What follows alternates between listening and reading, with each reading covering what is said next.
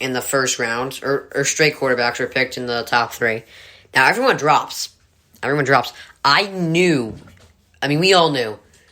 Mac Jones, if he wasn't going to get picked 3rd overall, was going to the Patriots. It was a given. But the problem is, we all thought he was going 3rd overall. So, I really thought they would go Mac Jones, but I had an idea that they'd go Lance. But I was saying I think that's best. I didn't think they were. I thought it was going to be like a title fight, Shanahan versus Lynch, and Shanahan would win. Yeah, let's go Mac Jones. He'll start right away. But, and Bill Belichick spoke about the whole starting quarterback situation. He's an excited man. Like, Bill, who's your starting quarterback going to be? Do you know what Mac backwards is? I saw it on the Dan Patrick show. I didn't even realize that. Mac backwards is Cam. That's ridiculous. But Cam's probably going to be the starter next year, which is good. It's year 2 in the system. They got all these opt-outs back in. They hit big in free agency. I like them to spend the money.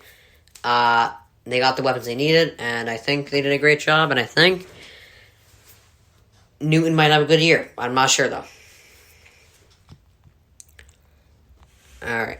Still got a couple more going. That was actually that would have been the Friday episode there, but actually no, I still have some more there.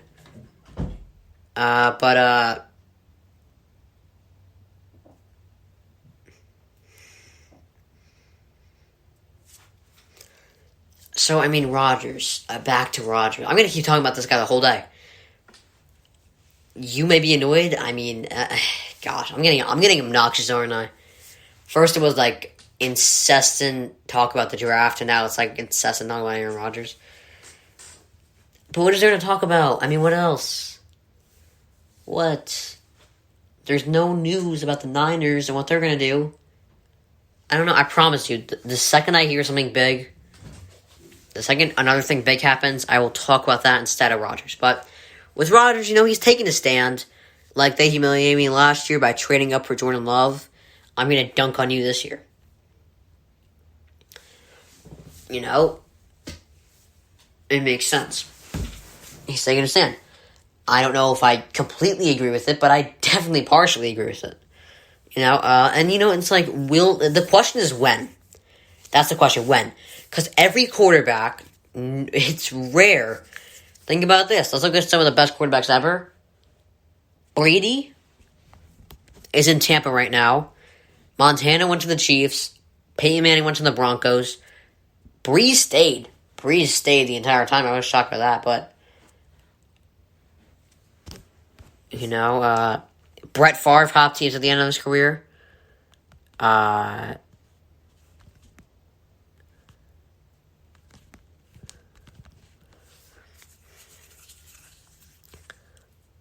Let's see, who else?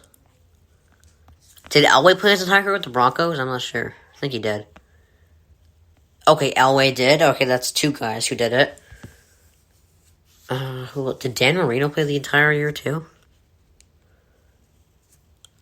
Yeah, he did. Damn. Yeah, so Marino, it's very rare that guys do this. It's very rare that they stay the entire time. It's not... Johnny Unitas ended his career... Where is that? He ended his career with the Chargers. Unitas didn't even do it. Steve Young... Did Steve Young stay the entire time? Steve Young did. Yeah, so it's very few quarterbacks that did. Most quarterbacks end their career with a different team. So the question is when. When will Rodgers move on? And I'm hoping it's when he's done with his contract. Can you at least finish the contract, Aaron? Please? At least finish the contract.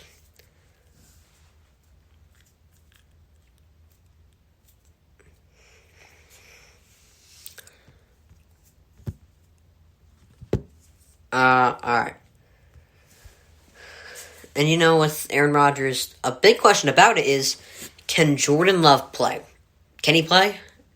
Because if he can play, like with the Chiefs, with Patrick Mahomes, Alex Smith, Now, Alex Smith is very forgiving. Aaron Rodgers can be difficult, so we don't really know. So when they drafted a quarterback in the first round, we didn't know how Smith would react, but he seemed fine. But they were like,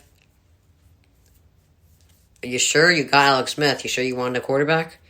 And then when Alex Smith seemed like he was leaving, the Chiefs found out, oh, this guy Mahomes can play. And they were like, all right, see ya. Doesn't matter. So if Jordan Love can play, then it doesn't matter that Rodgers wants out. Because they got a guy behind him that can play. So it doesn't matter. If Jordan Love has talent and can develop and can clearly be one of the best, you got it. If he is a poor man's Mahomes, it's good. But is he like another Paxton Lynch? I mean, that's the problem here. The Packers have to figure out. They gotta really pay attention to Jordan Love, because if Jordan Love can play, then it's irrelevant. You can let him walk. It doesn't matter. So I think it's really about can Love play. So the Jets used 4 picks on offense. I feel like this is they are the biggest question mark in the league. They got a lot of young guys, a lot of rookies coming in. They got a rookie head coach. There's a lot of question marks surrounding the Jets. So this season, I'm not even going to make a prediction for them this season. I'm not. I don't know what they're going to do. So after the season, I will know where they stand. Because I got no clue where they are. They're a big question mark. Let's just let it play out here. I have no idea. But, who is the question mark is the Cleveland Browns. They're either a second-round exit or even an AFC championship team. And they got a great roster. The problem is the experience. There are 9 new starters on defense. And the thing is, here's what they want. Because the schedule is released soon. You want to face the bad teams early. Because that way you can still win games while figuring things out. Because you're going to be trying, because you can say, we're developing in practice all you want. The game is the real test. So, your first couple of games, you want bad teams so you can win those games while also developing. And getting ready to play, the Packers, Chiefs. I don't know who they have on their schedule, but they got a lot of monsters ahead of them, and they got to be prepared for that. In order to be prepared for that, they gotta pray that they get the bad teams early. I mean, I know I've been positive about this whole. They got a great team, and they do. They have a great roster. Their roster is insane on paper, but if they don't get along, it's not going to matter. So we gotta see what happens there. Alright, so the Cowboys draft was a little confusing for me. Now, don't let I've heard this advice before. Don't let a bad loss become 2 losses. The Cowboys lost out on Surtain and, what's his face? J.Z. Horn. And they didn't think Caleb Farley was good enough to be at 12, and they're right. So, but taking Micah Parsons was good, but after that, they had a bad loss. They couldn't take it. They couldn't really. They had to readjust. But don't let a bad loss become 2 losses. They really didn't address different needs of defense. They addressed linebacker. I don't know if they got a good corner, but I mean, it's a really confusing draft. I really don't know how to react to it. But I'm gonna be positive and say the defense is definitely more developed. They could easily finish maybe top 2 in the division. And got a good quarterback. A good Ezekiel Elliott maybe regressing, but they do have Tony Pollard in the back to kind of even things out. They got CeeDee Lamb. They got Amari Cooper. They got Michael Gallup. They got a good offense down there. Their defense is it's crappy. So, I mean, but don't let a bad loss become 2 losses. But I am not too concerned about them at this moment. Alright, well, let's get some music going.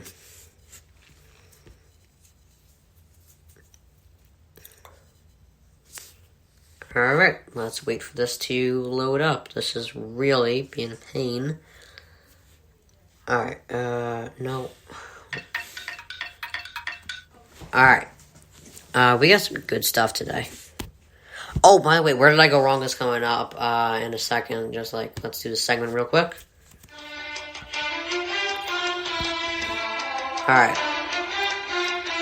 Oh, actually, I am doing where did I go wrong. Damn. Alright,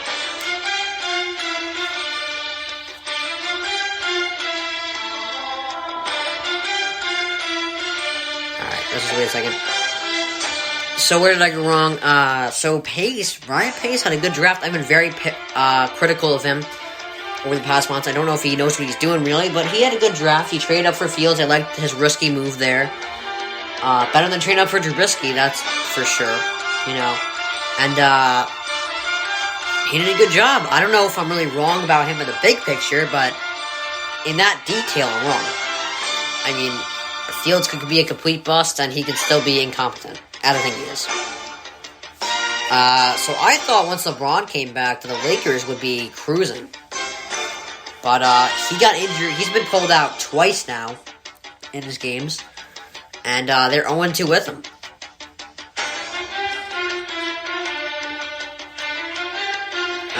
It's it's crazy. So I mean, they're looking at a mess right now. I thought it would be easy for them in the next couple of times, but I don't know. It's really turning me sideways. All right. So next part is the fact that the Niners took Trey Lance. I thought there had been too much evidence that they were taking a guy like,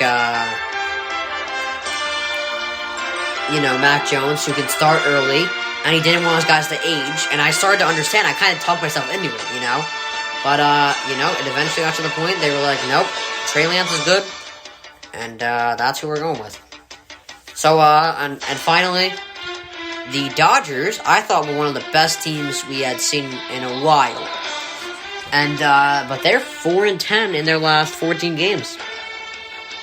They're still good. They're still a top 3 team. They're still good. But they're not as good as I thought they were. And there's a lot of slumps going on. Mookie Betts is in a slump. They got some injury problems. So, I don't know. This is a tough time for them.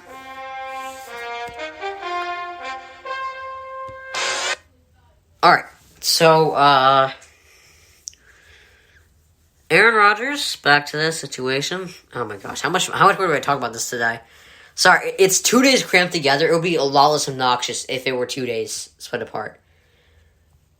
Do I talk about it anymore?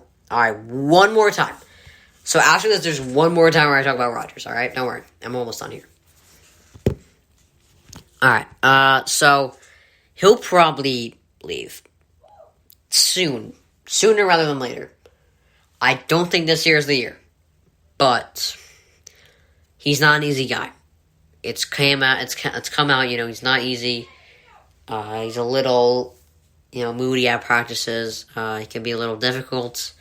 But I think when he hits free agency, he'll be out.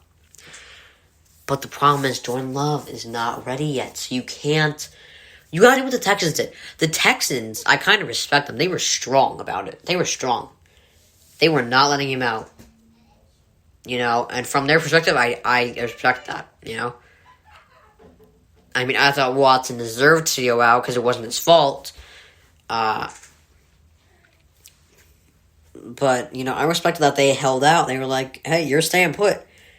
You can cry all you want. We're going to keep you. Like, the cow stuff for that with Kyrie, he kind of whined a bit. And to the point where they were like, just go. It's fine. Just go. We don't want you here anymore. And Jimmy Butler did that with the Timberwolves. He kind of whined his way out. Same way with the Harden kind of did it with the Texans. And not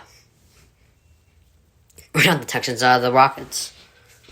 They just whined their way out. But,